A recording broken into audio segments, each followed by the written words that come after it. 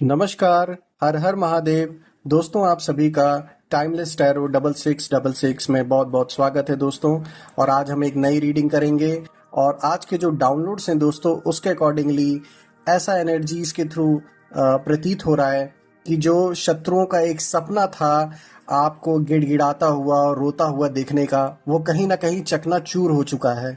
उन्होंने कुछ प्लानिंग ऐसी कर रखी रही होगी आपके खिलाफ, आपको नुकसान पहुंचाने की, या फिर आपके खिलाफ कोई ऐसी साजिश रचने की जिससे कि आपको काफी डैमेज हो।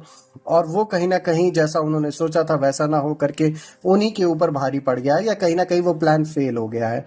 तो दोस्तों, आज हम इस बारे में रीड करेंगे और ये जानने की कोशिश करेंगे कि बेसिकली यहाँ हमें क्या गाइडेंस निकल के आ रही है आज के लिए।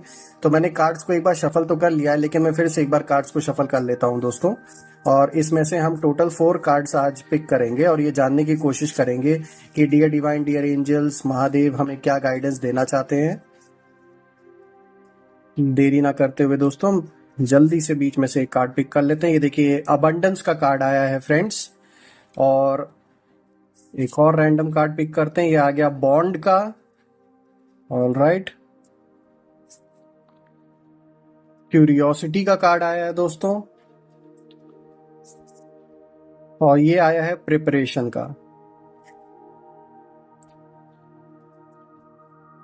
जैसा कि आप देख सकते हैं दोस्तों, आज की जो एनर्जीज निकल के आ रही हैं और जो देवी देवता एज अ गाइडेंस हमें बताना चाह रहे हैं कहीं ना कहीं, तो ये क्लियरली इस चीज को शो कर रहा है दोस्तों कि जो प्रिपरेशन आपके ऑपोजिट पार्टी ने या दुश्मनों ने, अगर थर्ड पार्टी जैसी सिचुएशन, रिलेशनशिप हुआ या फिर कोई लीगल बैटल है या पर्सनल बैटल किसी भी लेवल पे चल रहा हो आपका किसी के साथ, तो कहीं ना कहीं ये दिखाता है प्रिपरेशन आपके खिलाफ तो काफी चल रही है, लेकिन आपने भी अच्छे से प्रिपरेशन कर रखी है।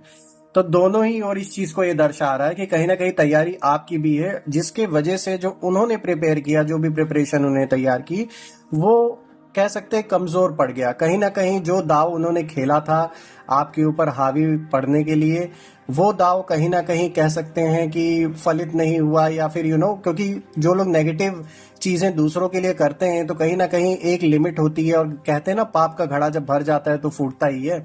तो यही हुआ है दोस्तों कि यहाँ पर आपके खिलाफ काफी समय से जो लोग साजिशें कर रहे हैं, आपके खिलाफ जो प्लान्स बना रहे हैं आपको डैमेज करने के लिए या फिर आपको नुकसान पहुंचाने के लिए, तो कहीं ना कहीं ऐसा दिख रहा है, ऐसी एनर्जीज निकल के आ रही हैं कि वो प्लान उनका फेल हो चुका है।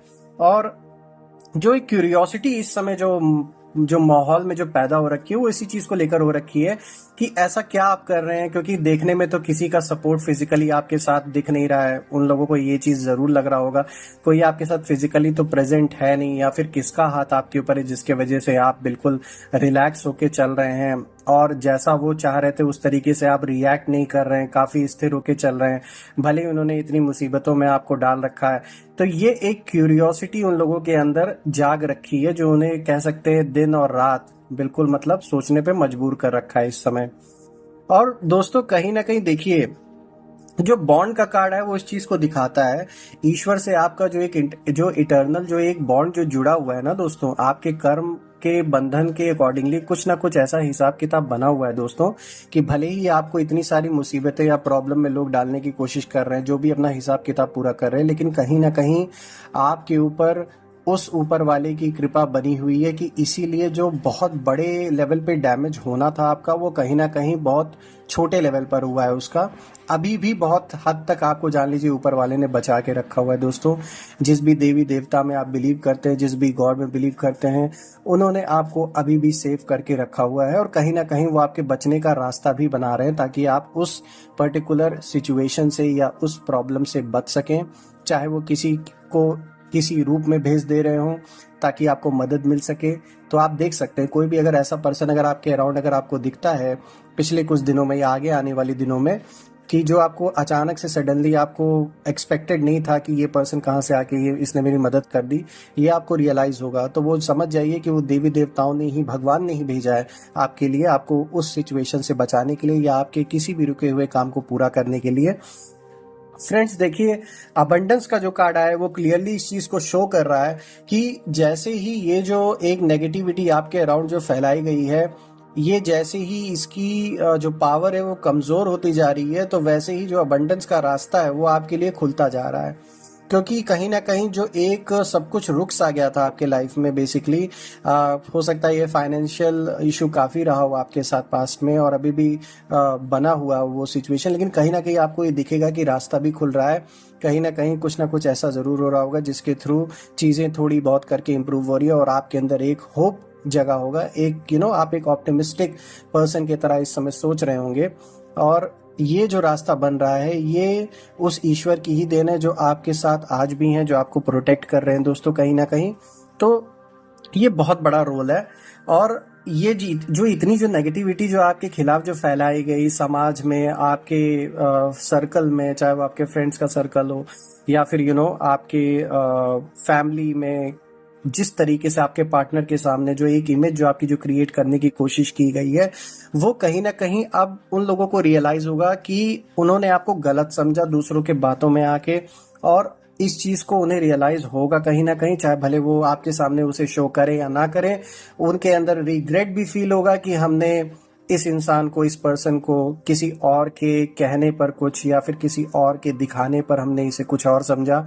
लेकिन आप हकीकत में उन लोगों का कुछ बुरा नहीं कर रहे थे, ना ही आप किसी और का भी बुरा कर रहे थे, लेकिन आपको ऐसा प्रोजेक्ट किया जा रहा था लोगों के सामने कि ताकि आपकी जो इमेज है वो खराब हो जाए और आपके ऊपर कोई ट्रस्ट ना करे, आपका जो उठने बैठने का एक सर्कल है वहाँ आपकी बेइज्जती हो और लोग आप पर भरोसा ना करे। लोग मतलब कहते हैं ना, एक बेइज्जती टाइप की आपकी करने की कोशिश की गई होगी समाज में और आपके सर्कल में।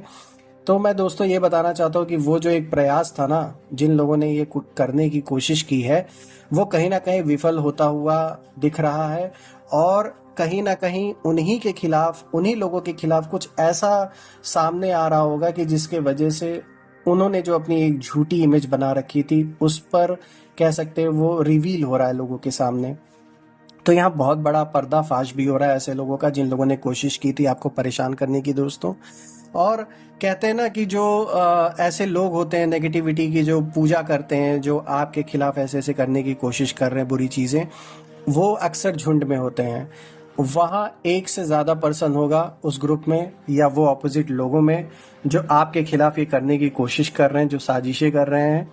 और आप कहीं ना कहीं अकेले डटे हुए हैं। यही कारण है कि जो ये क्यूरियोसिटी का जो कार्ड आया ना फ्रेंड्स, ये बहुत बड़ा रीज़न है कि दिन रात वो लोग यही सोच रहे हैं, ये जो क्यूरियस पर्सन की तरह वो लोग फाइंड आउट करने की कोशिश कर रहे हैं कि आखिर ऐसा क्या है जिसके वजह से आप अभी भी टिके हुए हैं बिना किसी से हेल्प लिए, ना कोई पर्सन आपके साथ दिख रहा है, फिर भी कौन सा बेस है आपका जिसके ऊपर आप खड़े हैं आज।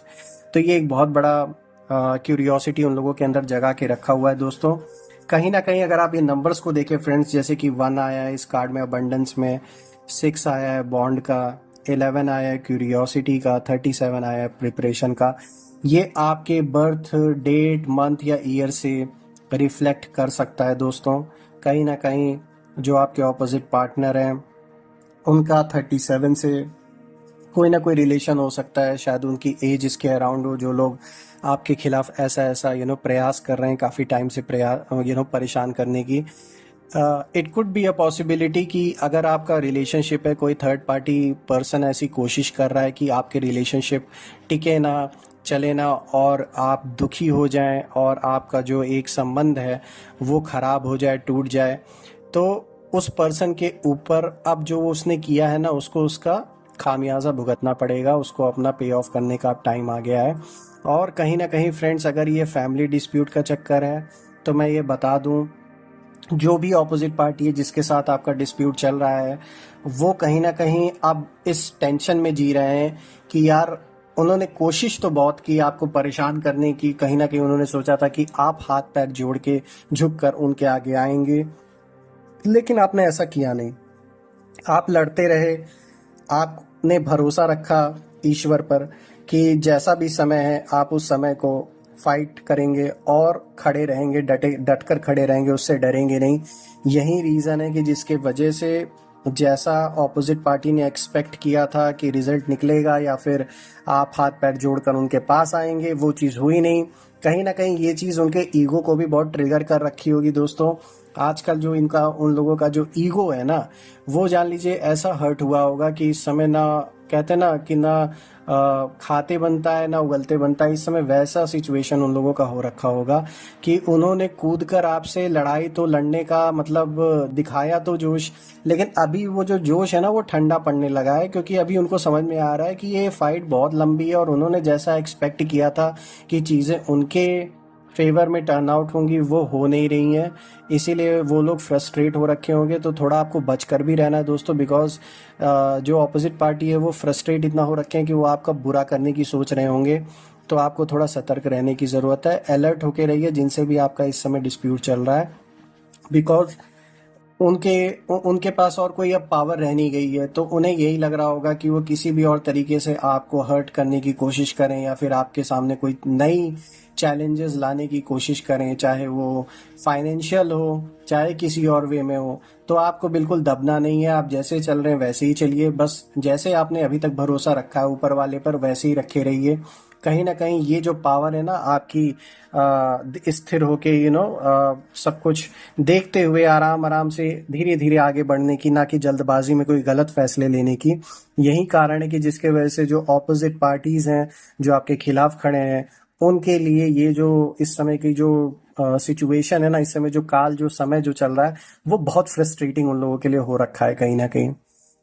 सो फ्रेंड्स, अपना खास करके ध्यान दीजिए, कोई भी रिस्क मत लीजिए और आप जैसे चल रहे हैं वैसे चलिए। अपने आप को स्थिर करके मेडिटेशन करते हैं तो उसको डेफिनेटली कंटिन्यू रखिए, बिल्कुल भी मत छोड़िए। और अपने सेहत का खास करके ध्यान दीजिए, जो भी डाइट आप फॉलो करते हैं उसको कीजिए।